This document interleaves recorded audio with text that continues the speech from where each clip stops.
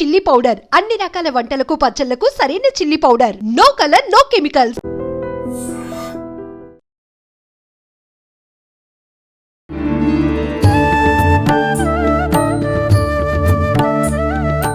నమస్కారం, welcome to I dream.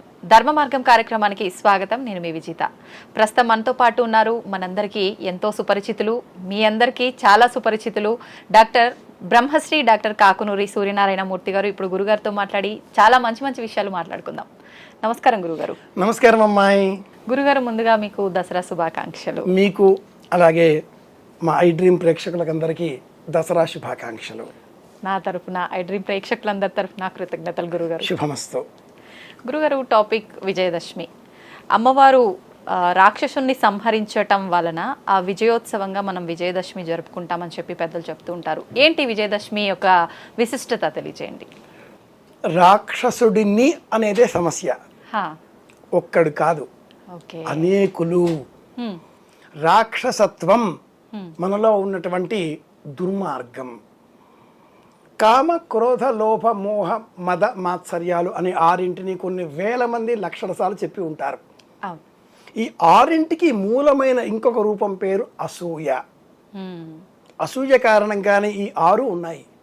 ఈ ఆరింటిలో కూడా కామ, క్రోధ, లోభ ఒక సెట్టు, మోహ, మద, మాత్సర్యాలు ఒక సెట్టు. కామము, మోహము ఒకటి, క్రోధము, మాత్సర్యము ఒకటి. ఇలా చూసుకోవాలి.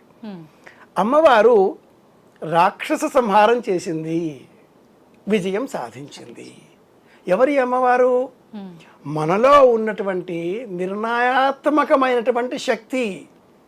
మనం పురుషకారంతో ఉన్నాం. ఆడవాళ్ళు కావచ్చు, మగవాళ్ళు కావచ్చు. రూపాన్ని ధరించి ఆలోచనలతో క్రియాత్మకంగా ఒక పని చేద్దాం అన్న సంకల్పంతో ఉండడమే పురుషకారం. ఈ ఆలోచన సక్రియగా మారినప్పుడు శక్తిని వినియోగించాల్సి వస్తుంది. మీరంతా వింటున్నారు అంటే శక్తి, నేను చెబుతున్నాను అంటే శక్తి, ఈ ప్రసార మాధ్యమం శక్తి. కనుక ఈ శక్తి రూపంలో మనం విజయం పొందాలి అంటే పాజిటివ్గా మన ఆలోచనలు ప్రయాణించాలి, వ్యతిరేకం కాకూడదు.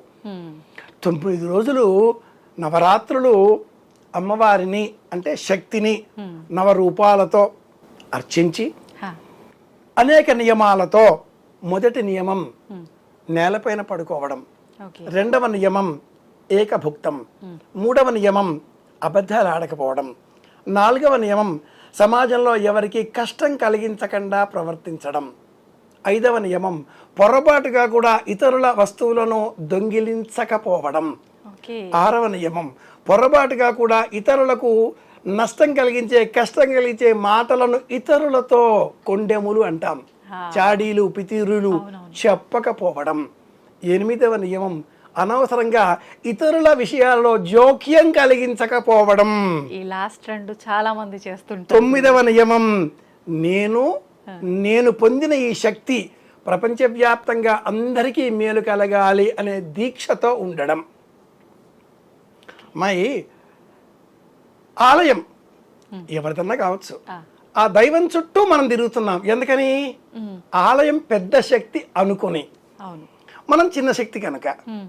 సూర్యుడు పెద్ద శక్తి కనుక సూర్యుని చుట్టూ చిన్న శక్తి అయిన భూమి తిరుగుతోంది. భూమి కంటే కూడా ఇంకా చిన్న శక్తి చంద్రుడు కనుక భూమి చుట్టూ తిరుగుతున్నాడు. ఇలా పెద్ద శక్తి చుట్టూ చిన్న శక్తి అనే ఆలోచన చేసి నవరాత్రులు ఈ నవ నియమాలతో ఉంటే విజయం సాధిస్తాం. అది 10వ రోజు. ఆ రోజు తప్పనిసరిగా దసరా నాడు శ్రవణ నక్షత్రం ఉంటుంది. శ్రవణము అంటే వినడం అని అర్థం. సుశ్రవ, సుశ్రవసం, బాగా వినాలి. ఖగోళ విజ్ఞానం అంటే ఆస్ట్రానమీ, అస్ట్రాలజీ కాదు. అస్ట్రాలజీ ఆ ఫలితాలు చెప్పి కాసులు చేసుకునేది, అది సత్యమైంది కాదు అనే విషయం మనకు అనవసరం. ఖగోళ విజ్ఞానాన్ని పరిశీలించి శ్రవణము, ఎదుటివారు ఏం చెబుతున్నారో మనం వినే ఓపిక పెంచుకోగలిగితే అదే విజయం. మన వద్ద ఉన్న ఇన్ఫర్మేషన్ మన వద్దే ఉంటుంది. ఎదుటి వాళ్ళు ఏమైనా చెబుతూ ఉంటే అది కూడా వినేస్తున్నాం కాబట్టి నేర్చుకుంటామా లేదా తర్వాత సంగతి, వింటున్నాం ముందు. అవును, అప్పుడు మన వద్ద ఆ విషయం రెట్టింపు అవుతుంది. కరెక్టే గురుగారు. ఎనర్జీ, నాలెడ్జ్, అవసరం ఉంటే సమాధానం ఇస్తాం లేదా నవ్వేసి ఊరుకుంటాం. ఇది విజయదశమి రహస్యం. ఓకే, బాగా వినడం నేర్చుకుందాం, ప్రశాంతంగా ఉందాం. శ్రవణ నక్షత్రం, చంద్ర నక్షత్రం, అమ్మని గౌరవించే ప్రయత్నం చేద్దాం. సోదరి, కూతురు, అమ్మ అందరిలో కూడా శక్తిని గమనించే ప్రయత్నం చేద్దాం. ఓకే, విజయదశమి అంటే నవరాత్రులలో ఏ ఎనర్జీ మనం పొందామో ఆ పొందిన ఎనర్జీతో ప్రపంచానికి మేలు కలిగే పని చేయడం. మనం ఏం చేస్తున్నాం? జమ్మి చెట్టు దగ్గరికి వెళ్తున్నాం, సాయంత్రం పూజ చేస్తున్నాం, పాలపిట్ట చూస్తున్నాం, దేవాలయ దర్శనం చేస్తున్నాం, కొత్త బట్టలు వేసుకుంటున్నాం.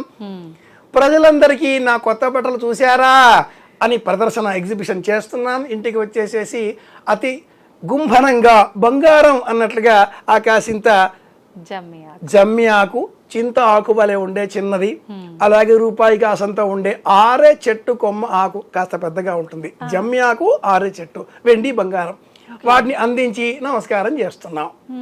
నిజానికి జమ్మి చెట్టు బెరడుకు అనేక ఆయుర్వేద విలువలతో కూడుకున్న ప్రయోజనాలు ఉన్నాయి.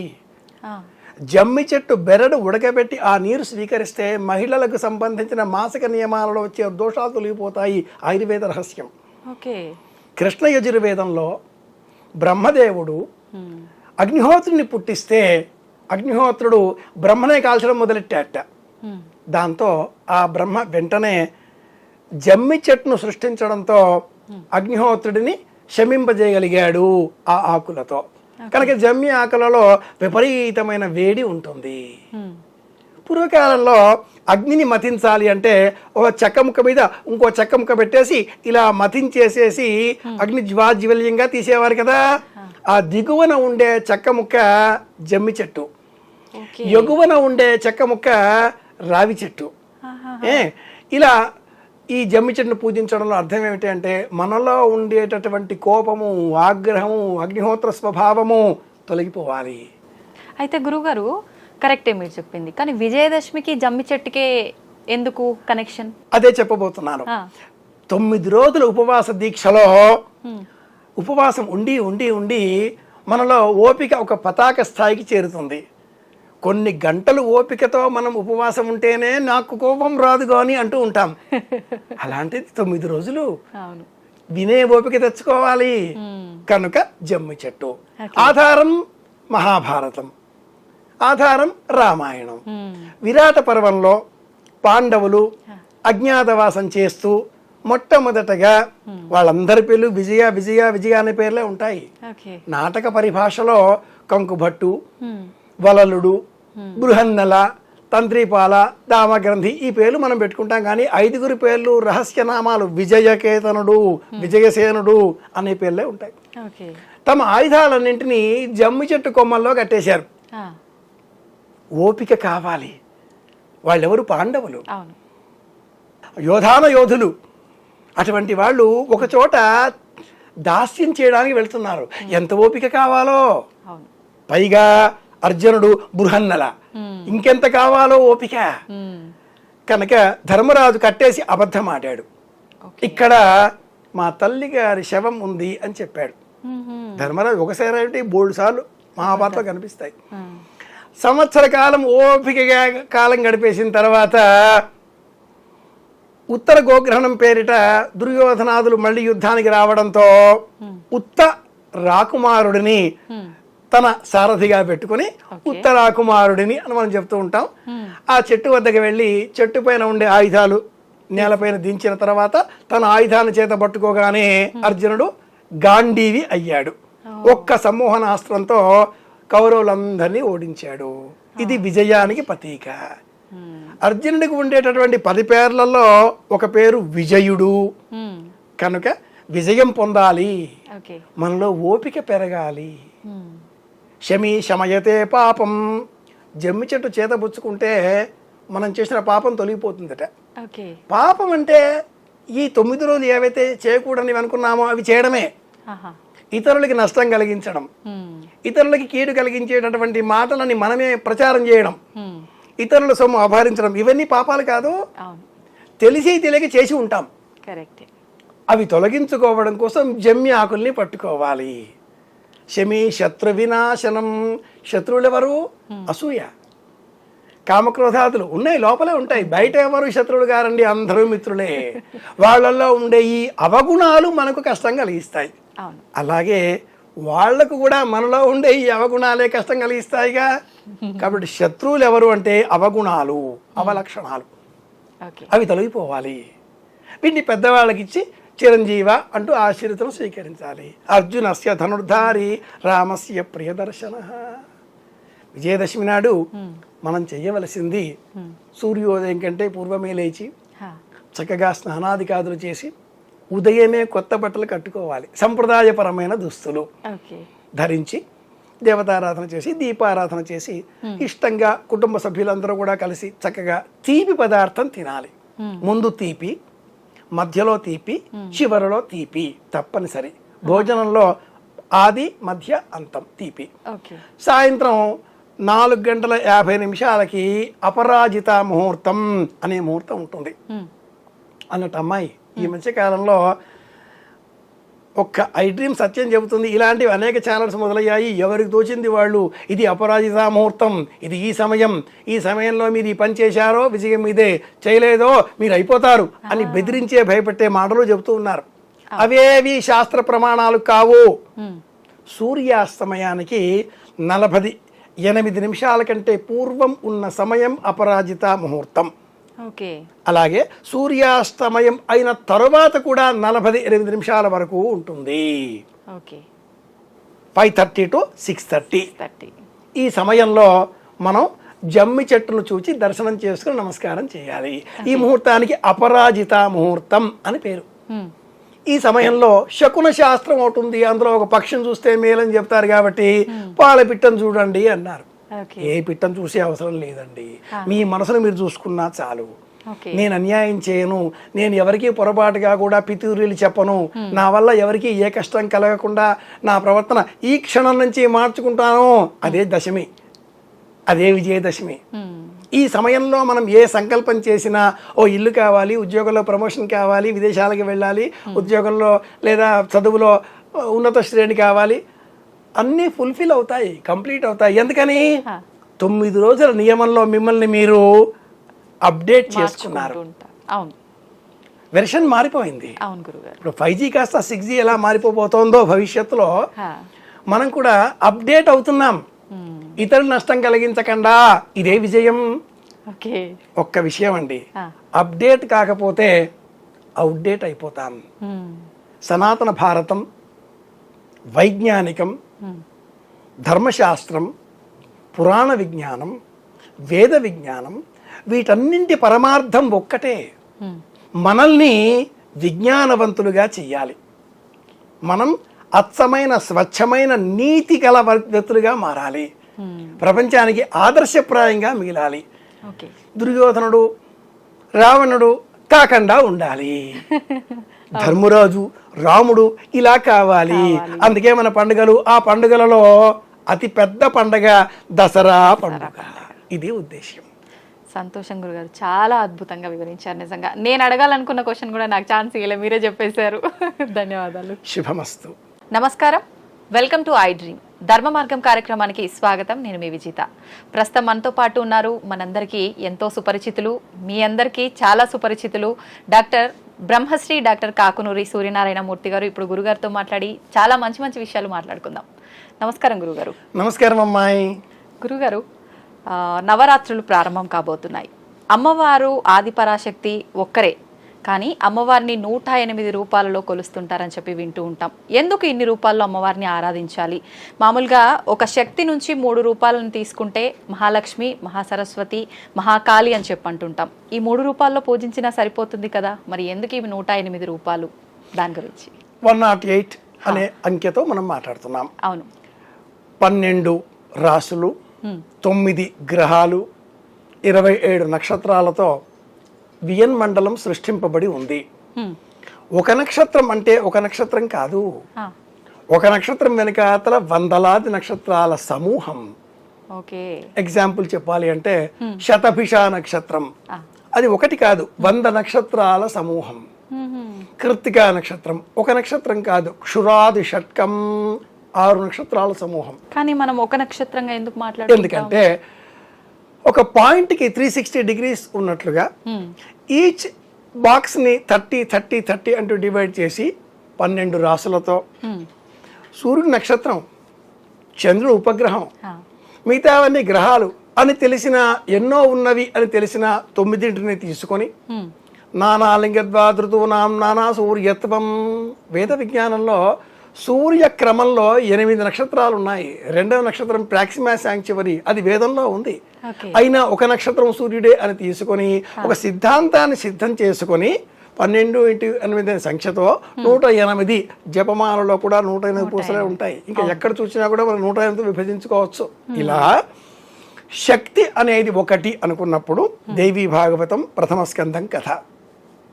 ఒకటి అయిన ఆ శక్తిని 108 రూపాలలో మనం దర్శనం చేసుకోవాలి.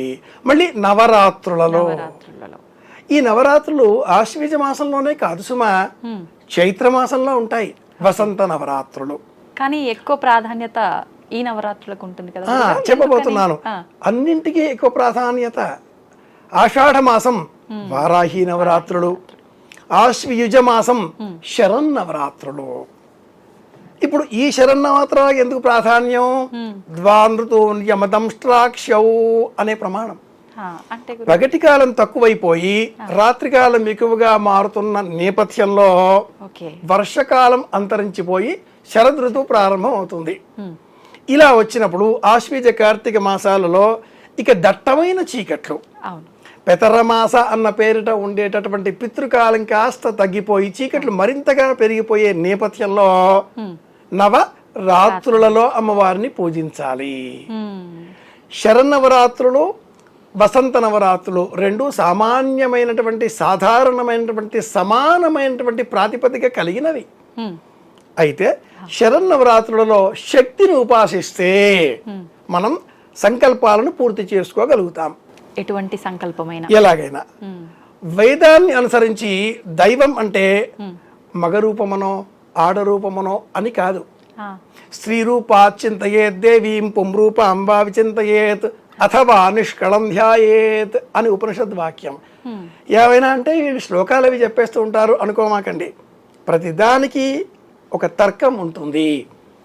ఈ శరదృతువు కాలంలోనే ఎక్కువ మంది వృద్ధులు వెళ్ళిపోతూ ఉంటారు. ఎందుకని? శరీరంలో ఎనర్జీ లెవెల్స్ని రీటైన్ చేసే శక్తి నశిస్తుంది. దాని వలన తిన్న ఆహారం జీర్ణం చేసుకోలేకపోవడం, చిన్నపాటి బ్యాక్టీరియా మనకి ఇబ్బంది కలిగించిన ఆ బ్యాక్టీరియా కారణంగా రోగాన్ని ఆహ్వానించే శక్తి శరీరం పెంచుకోవడం. అందుకోసమే నవరాత్రులు. ఈ నవరాత్రులలో పూజ నియమం, ఆహారం నియమం, వ్యవహారం నియమం, మాట్లాడడం నియమం, నిద్ర నియమం, ఇలా అన్ని నియమాల కారణాలతో చేత శరీర శక్తిని పెంచుకుంటాం. ఇచ్ఛ, క్రియ, జ్ఞానం ఒక్కొక్కటి 3 చొప్పున వెరసి 9 రాత్రులలో కనుక నవరాత్రులు అన్నారు. ఇది ఈ వెనకాతల ఉండే నేపథ్యం. అయితే 108 మనం వెళ్ళగలుగుతామా? లేదుగా. కనుక 18 ప్రధానమైన అష్టాదశ దివ్య క్షేత్రాలు అన్నారు. 18 ఇవి కూడా వెళ్తామా లేదా? 54 అన్నారు. ఇవన్నీ ఏ పురాణంలో ఉన్నాయి?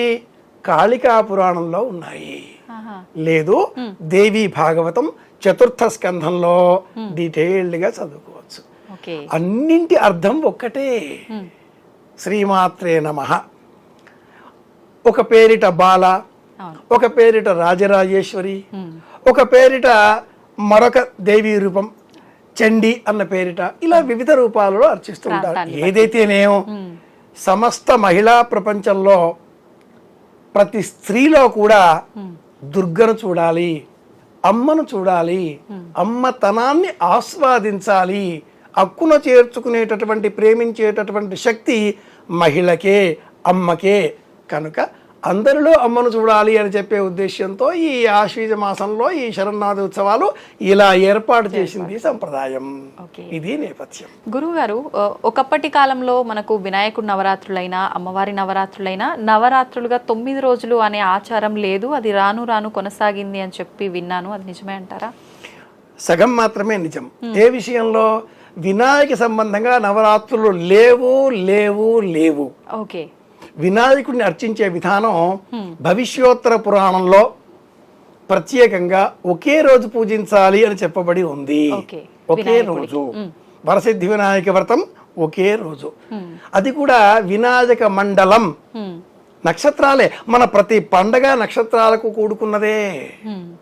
ఆశ్లేష నక్షత్రం, హస్త నక్షత్రం జమిలిగా ఉదయించే కాలంలో కన్యా రాశికి సంబంధించి కనిపించేటటువంటి హస్త నక్షత్రం ప్రత్యేకంగా ఈ భాద్రపదంలో కనుక వినాయకుడి పూజ ఆ ఒక్క రోజే. ప్రాతర్యావాణం ప్రథమాయుజధ్వం అని వేదమంత్రం, మనకు వేదమే ప్రమాణం. ఇలా ఉండే ఈ వినాయకుడి పూజ ఒక రోజుని కాస్త దేశ అవసరాలు, స్వాతంత్ర ఉద్దేశ్య సంబంధిత కథనాలు, 1892లో దేశమాన్య బాలగంగాధర తిలక్, లాల్ బాగ్ క్షేత్రం, ఇదంతా మనకు తెలిసిందే ఒకరోజు. అయితే ఈ నవరాత్రులకు కూడా నక్షత్రాలే కదా మనం చెప్పుకోవాలి. వినాయకుడు ఒకరోజు, కానీ శరన్వాది ఉత్సవాలు మట్టుకి 9 రోజులు. ఏమిటి ప్రత్యేకం? ఇందులో హస్త నక్షత్రం ఉన్న రోజు మొదటి రోజు. హస్త నక్షత్రం ఏ సమయంలో ఉంటుందో ఆ సమయంలోనే కలశ స్థాపన, నవరాత్రి ఆరంభం. మనం అమ్మవారి పూజ పటంతో చేయొచ్చు, విగ్రహంతో చేయొచ్చు, కలశం పెట్టి చేయొచ్చు, శ్రీచక్రంతో చేయొచ్చు. అసలు సజీవంగా ఉండే 2 ఏళ్ల నుంచి ఆరంభం చేసుకుని 10 ఏళ్ల వరకు ఉండేటటువంటి చిన్నారి బాలికలని అమ్మగా గుర్తించి కుమారి పూజ అన్న పేరిట చూడొచ్చు. ఉద్దేశ్యం ఒకటే, అందరిలో అమ్మను చూచే ఉద్దేశ్యం ప్రధానం.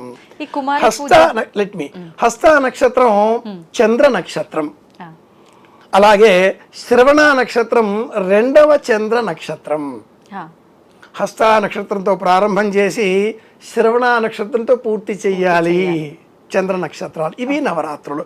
రెండింటి మధ్య 9 వస్తాయి అంకె. 3 నక్షత్రాలు చంద్ర అనుకున్నప్పుడు 1 హస్త, 2 శ్రవణం, 3 రోహిణి. రోహిణి నక్షత్రం కృష్ణుడి పుట్టినరోజుకు సంబంధించిన నక్షత్రం కనుకనే నవరాత్రులలో శ్రీకృష్ణ శ్యామలాదేవి, కృష్ణుడిని ఆరాధన చేసే వాళ్ళంతా తప్పనిసరిగా శ్యామలాదేవి పేరిట, చండీ పేరిట, బాలా పేరిట, రాజరాజేశ్వరి పేరిట శరన్నవరాత్రి ఉత్సవాలు ఈ చంద్ర నక్షత్రాలకు సంబంధించినవి కనుక తప్పనిసరిగా చేస్తారు. హస్త టు శ్రవణం, ఇది నవరాత్రుల వెనుక ఉండే ఖగోళ వైజ్ఞానిక అంశం. గురుగారు, కుమారి పూజ అన్నారు కదా, ఇది అన్ని ప్రాంతాల్లో ఆచరిస్తుంటారా? అది ప్రాంతాన్ని బట్టే ఉంటుందా ఏదైనా పర్టికులర్గా? ఆధ్యాత్మిక తరంగం అనుకున్నప్పుడు ప్రాంతానికి సంబంధించింది కాదు, ప్రపంచానికి సంబంధించింది అని మనం ఆలోచన చెయ్యాలి. వైజ్ఞానికంగా ఉండే ఆ నక్షత్రాలు ఒక ప్రాంతానికే కనిపిస్తాయా? కావుగా ప్రపంచమంతా. కనుక ప్రాంతాలకు సంబంధించినది కాకుండా కుమారి పూజ ప్రపంచవ్యాప్తంగా అన్ని దేశాలలో ఉండేవాళ్ళు చేయాలి. ముఖ్యంగా చిన్నారి బాలబాలికలలో అమ్మను చూసే ప్రయత్నం చెయ్యాలి. ప్రపంచమంతా దుర్మార్గం పెరిగిపోతుంది. మహిషాసురులు, చండముండులు, శుంభనుశుంభులు, రక్తబీజులు, ఇలాంటి వాళ్ళంతా పెరిగిపోతున్నారు. వీళ్ళంతా ఎవరు? మార్కండేయ పురాణంలో చెప్పబడ్డ సప్తశతిలో ఉండే మహారాక్షసులు. 13 చరిత్రలలో వీళ్ళందరినీ ఆ జగజ్జనని అంతం చేసినట్టుగా మనం చదువుకుంటున్నాం. వీళ్ళందరూ మళ్ళీ రోగాల రూపంలో రక్తబీజుడు క్యాన్సర్, రక్తాక్షుడు, మరొక విధంగా మనం స్కిన్ డెర్మా సంబంధంగా చెప్పుకునే ఒక రోగం టీబీ అంటామే, అలాంటిది. ఈ రాక్షస స్వరూపాలన్నీ రోగాల కారకంగా. శరీరం బోధకాలు, చండు, రాక్షసులందరికీ రోగాలతో మనం ఆ గుణగణాలను ఆపాదించి సామాన్య మానవుడికి సైంటిఫిక్గా చెప్తే అర్థం చేసుకోడు కనుక ఖగోళ విజ్ఞానం అంతా రాసిపోసి నాయనా ఇది అంటే వాడు నోరళ్ళ పెడతాడు. కాబట్టి అమ్మవారు పూజ, కుంకుమ, పసుపు, శ్రీచక్రం సులభం అండి. 2 ఏళ్ల అమ్మాయి కళ్యాణి, 3 ఏళ్ల అమ్మాయి రోహిణి, 4 ఏళ్ల అమ్మాయి, ఇలా 10 ఏళ్ల వరకు ఉండే చిన్నారి బాలికలని కూర్చుండబెట్టి వాళ్ళకి గాజులు, కాటుగా, కుంకుమ, పువ్వులు, అలాగే కాళ్ళకి పారాణి ధరించే నిమిత్తమే మంచి దుస్తులు, బహుమానాలు ఇచ్చి కూతురి వలే, సోదరి వలే, తల్లి వల చూడాలి ప్రపంచానికి అంతటికీ కూడా. అందుకే ఈ రాక్షసులలో ఎవరు కూడా మహిళలు లేరు. అవును, గమనిస్తే రాక్షసులంతా ఎవరు? చండముండు, శుంభనిశుంభుడు, రక్తాక్షరక్త బీజులు, మహిషాసురుడు. అవును, వీళ్ళల్లో ఉండే అకారణమైనటువంటి అకాలమైనటువంటి 2 వేరే. అకారణం, అకాలం, అనైతికం, అహేతుకం, అసంబద్ధం, ఇలాంటి అధర్మము, అనైతిక పరమైన కామ వికారాదులన్నీ కూడా తొలగించే నిమిత్తమే ఈ నవరాత్రులు అమ్మాయిని పూజించడం, కుమారుని పూజించడం, కూతురిగా గుర్తించడం, ఇది ముఖ్యం. నిజంగా ఆ భావన ప్రతి ఒక్కరిలో ఉంటే ఇప్పుడు జరిగే ఇలాంటి ఇబ్బందులు ఎందుకు అసలు వస్తాయి? ఉండేవే కాదు. కరెక్టే గురు. ఎందుకు వస్తాయి? కారణాలు 2 ఉన్నాయి ఇక్కడ. చెయ్యవలసిన వాళ్ళు చెయ్యడం లేదు. ఎవరైతే నిష్ఠగా వంశపారంపర్యంగా నవరాత్రులు ఉండినవి చెయ్యాలి అనేవాళ్ళు ఉన్నారో వాళ్ళు చేయడం లేదు. మిగతా వాళ్ళంతా కూడా ఇందులో ఏదో లాభాలున్నాయి, అమ్మవారి పూజ చేస్తే కాసులు వస్తాయిట, అంతంత బంగారం ఇంట్లో వాకిట్లో వచ్చి పడుతుందిట, ఇలాంటి ఆశలతో స్వార్థ బుద్ధితో చేసేవాళ్ళు పెరిగిపోయారు. కరెక్టే గురుగారు. ఇందువల్ల నిజమైనటువంటి టార్గెట్, టాస్క్ అది పోయి ప్రపంచమంతా దుర్మార్గం పెరిగిపోతుంది. ప్రతి ఇంట్లో కూడా మనకు చండముండులు, మహిషాసులు కనిపిస్తున్నారు. ప్రధాన ఉద్దేశ్యం సనాతన భారతం ప్రపంచానికి అందించిన ఆధ్యాత్మిక విజ్ఞానం ఏంటి అంటే సోదర భావాన్ని పెంచుకోవాలి, ప్రపంచమంతా ఒక్కటే అనే సమష్టి చైతన్యాన్ని పెంచుకోవాలి. నేను బాగున్నాను, అందరూ బాగుండాలి అనే కోరిక అందులో ఉంటుంది. లోకా సమస్తః సుఖినో భవంతు. ఈ నేపథ్యంలో నవరాత్రులు ఇందుకే ఏర్పాటు చేశారు. ముఖ్యంగా 2వ అంశం, తగనటువంటి వాళ్ళు ఆకర్షణతో చేస్తున్నారు. ఇది నిజం గురువు గారు. అది చాలా ప్రమాదకరం కదా. నేను అమ్మవారి పూజ చేశాను, బాగుంది. నేను ఏ దేవతని పూజ చేస్తున్నాను మీకెందుకు చెప్పాలి? అది నా జపం. ఇప్పుడు చెప్పేవాళ్ళు కూడా, ప్రవచనకారులు కూడా ఉపాసక పేరుతో నేను రాజరాజేశ్వరి ఉపాసకన, నేను శ్రీచక్రోపాసన, నేను అలా చెప్పకూడదు. చెబితే అది కమర్షియలైజేషన్ అవుతుంది, అర్థవాదానికి దారితీస్తుంది. నేనే జపం చేస్తున్నానో లోకానికి ఏమిటి సంబంధం? నా ఏకాగ్రత ముఖ్యం. ఈ 2 కారణాలు. అలాగే చంద్ర నక్షత్రం హస్త, చంద్ర నక్షత్రం శ్రవణం, ఈ మధ్యలో స్వాతి, విశాఖ, అనురాధ అంతా ఖగోళ విజ్ఞానమే. మనం వినాయక చవితి పండుగ చేసిన ఖగోళ విజ్ఞానమే. శమంతకోపాఖ్యానం సింహరాశి, సత్యభామాదేవి కన్యా రాశి, అలాగే కుజుడు నరకుడు మేషరాశి. దీపావళి దాకా ఖగోళ విజ్ఞానాన్నే మనం గమనించాలి. అందులో హస్త నక్షత్రం నవరాత్రి ప్రారంభం, శ్రవణ నక్షత్రం నవరాత్రులకు ముగింపు. ఈ 2 చంద్ర నక్షత్రాలు చంద్రుని కారణంగా మనకు లభించేవేవి అంటే మాతృచింత చంద్రమా, తల్లి గురించిన ప్రేమ, ఆప్యాయత, అభిమానము, ఒక కరుణాస్పదమైనటువంటి హృదయము, కరుణాత్మకమైనటువంటి దృష్టి, మొక్కల పెంపకం పట్ల అభిరుచి, పాలు, వెన్నెల, ముత్యాలు, ఇవన్నీ చంద్ర సంబంధితాలు, ఉప్పు. కాబట్టి మనం ఖగోళ వైజ్ఞానికంగా ఆలోచన చేస్తే ఆ క్షణంలో కోపంలో ఉంటాడు, మరుక్షణంలో విలపిస్తాడు. ఎందుకని? గంటకి మారేటటువంటి ఈ ఖగోళ వైజ్ఞానికమైన హోరా అనే అంశాలు గంటకి మారుతూ ఉంటాయి. మానవ ప్రకృతి ఎలా మారుతుందో. హవర్ అంటాం కదా, అవర్, HOUR, అది హోరాలోంచి వచ్చింది. ఓకే, 12 గంటలు 24 గంటలు ఈ ప్రమాణాలలో 12 రాశులు 12 గంటలు మారుతూ ఉంటాయి. మన స్వభావం మారుతూ ఉంటుంది. ఒక రాక్షసుడు అమ్మవారిని చూచి మోహించి నీతో యుద్ధం చేయడం ఏమిటి, నీలాంటి ఇల్లాలు నాకుంటే ఎంత బాగుండును అనుకొని వివాహం చేసుకుంటాను వచ్చేసేయి అంటూ వార్త పంపించాడు. వాడు ఈ మదంతో కూడుకున్న వాడు. అమ్మవారు ఏం చేసింది, తన భర్త అయిన శివుడినే దూతగా పంపించి, వాడెవడో ఇలా అన్నట్ట, వాడు మహిషుడు, రమ్మనండి యుద్ధానికి, మీరెళ్ళి చెప్పండి, వీళ్ళు వాళ్ళు ఎందుకు, మీరెళ్తే వస్తాడు యుద్ధానికి, కథ అయిపోతుంది. అమ్మవారి పేరు శివదూతి. ఈశ్వరి చెబితేనే శివుడు వెళ్ళి చెప్పాడు కాబట్టే ఈశ్వరి శివుడిని కింద తనకు సింహాసనంగా వేసుకొని ఆ పైన చెరుకు గిడ పట్టుకొని కూర్చుంటుంది రాజరాజేశ్వరి రూపంలో. కనుక అమ్మవారిని చూడాలి అంటే సజీవంగా ప్రతి మహిళలో అమ్మను చూసే ప్రయత్నం చేయాలి. ఇది మూలం. గురుగారు, ఇంకొక చిన్న డౌట్. మనం ప్రతిసారి కూడా విజయవాడ అమ్మవారిని ఏ రకమైన అలంకరణలతో రోజు అవతారాలతో పూజిస్తారో ఆ ఆచారాన్ని మన దగ్గర పాటిస్తూ ఉంటాం. అయితే ప్రతిసారి ముందు స్వర్ణ కవచాలంకార అవతారంతో మొదటి రోజు పూజిస్తారు, కానీ ఈసారి బాల త్రిపుర సుందరి అవతారంతో పూజిస్తున్నారని చెప్పి చిన్న వార్త విన్నాము. నిజమేనా గురుగారు? ఎందుకని? చిన్నదేం కాదమ్మా, ఇది గత సంవత్సరం కూడా ఇలాగే చేశారు. అవునా? 2 ఏళ్లుగాను. అయితే 80వ దశకంలో కూడా ఇలాంటి మార్పులే వచ్చాయి. అవతారాలలో అమ్మవారిని చూడాలి అనుకోవడం అవివేకం. అలాగే విజయవాడలో ఉండే అలంకారాలే అందరూ పాటించాలి అనుకోవడం మా అవివేకం. ఎందుకంటే శాస్త్ర ప్రకారంగా నవదుర్గలని ఆరాధన చేసే క్రమం శ్రీశైల క్షేత్రం. ప్రథమం శైలపుత్రీ చ, ద్వితీయం బ్రహ్మచారిణి, తృతీయం చంద్రఘంటా చ, కూష్మాండే చతుర్థకం పంచమం స్కంధమాతే చ, షష్ఠం కాత్యాయని రిపుః. ఇవన్నీ మళ్ళీ మనకు జ్యోతిషపరమైనటువంటి ఆధారాలతో ఉన్నాయి. పంచమం స్కంధమాత అమ్మ అన్నప్పుడు కుమారస్వామిని కుమారుడిగా పొందిన తల్లిని పూజిస్తున్నాం. జ్యోతిషపరంగా పంచమ భావం సంతాన క్షేత్రం. షష్ఠం కాత్యాయని శత్రుత్వ గుణాలు. కాత్యాయన మహర్షి దేవతల కోపాన్నంతటిని ఒకచోట సమీకరించడంతో అమ్మగా మారింది. దేవతల కోపం అది. ఆ కోపమంతా ముద్ద. ఎందుకని? ఈ రాక్షస సంహారం చెయ్యాలి. వాడు దుర్మార్గంగా ఉన్నాడు, మహిషంగా ఉన్నాడు.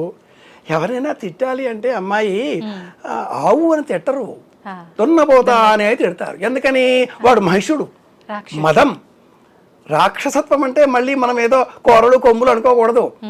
రావణాసురుడు ఎవరు అంటే బ్రహ్మ అనే బ్రాహ్మణ వంశానికి సంబంధించిన దేవతగా ఉండే స్వరూపం అనుకుంటే బ్రహ్మ మునిమనుడు కదా.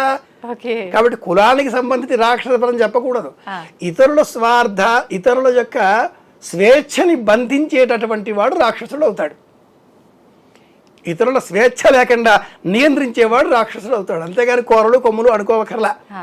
మన కథలోకి వచ్చేస్తే స్కంధమాత జ్యోతిషపరంగా పంచమ రూపం సంతానం, షష్ఠం కాత్యాయని. ఇలా విజయవాడ అలంకారాలే అని కాకుండా దేవీ భాగవతం చెప్పినటువంటి శైలపుత్రి ఈ అలంకార రూపాన్ని మనం పూజించాలి. వరంగల్లో కానీ, మైసూరులో కానీ, శ్రీశైలంలో కానీ, ఇతర సుప్రసిద్ధమైనటువంటి 18 శక్తి పీఠాలలో కానీ అమ్మవారిని నవదుర్గల అలంకారాలలోనే సేవిస్తారు. అలాగే శ్రీశైల క్షేత్రంలో సప్తమాతృకల పేరిట కౌమారి, బ్రాహ్మి, వైష్ణవి అలా ఆ రూపాలలో. కనుక ఆచారాలు అనేవి ఇలా ఏర్పడుతూ ఉంటాయి. గత సంవత్సరం ఇలా ఎందుకు ఏర్పడింది? హస్త నక్షత్రం నుంచి శ్రవణ నక్షత్రం వరకు 9. కానీ ఒక్కొక్కసారి తిథి అతివ్యాపకత్వం లేక పరిమిత కాలం కావడం అనే సందర్భాలు ఏర్పడినప్పుడు ఆ తిథి 3 రోజులు 2 రోజులు వచ్చినప్పుడు 2 రోజులు షష్ఠి ఉదయం ఉంటుంది. కొంత గుర్తుండాలి, 2 ఏళ్ల క్రింద ఒకటే రోజున ఉదయం మహాలక్ష్మి అలంకారం, సాయంత్రం అన్నపూర్ణ అలంకారం ఇలా కూడా చేసిన సందర్భాలు విజయవాడలో మనం చూసి ఉన్నాం. 10 రోజులు వచ్చినప్పుడు స్వర్ణ కవచాలంకృత కనకదుర్గ, 2వ రోజున బాలా త్రిపుర సుందరి, 3వ రోజున అన్నపూర్ణ, 4వ రోజున గాయత్రి, 5వ రోజున మహాలక్ష్మి. ఈ క్రమంలో మళ్ళీ ఇంకో వ్యత్యాసం ఉంది. నవరాత్రుల్లో ఏ రోజు మూలా నక్షత్రం వస్తుందో ఆ రోజున సరస్వతి అలంకారం చేస్తారు కదా. కాబట్టి ఈ అలంకారాల నియమానికి ఒక పద్ధతి, ఒక సంవత్సరం, ఒక నిర్ణయం అంటూ లేదు.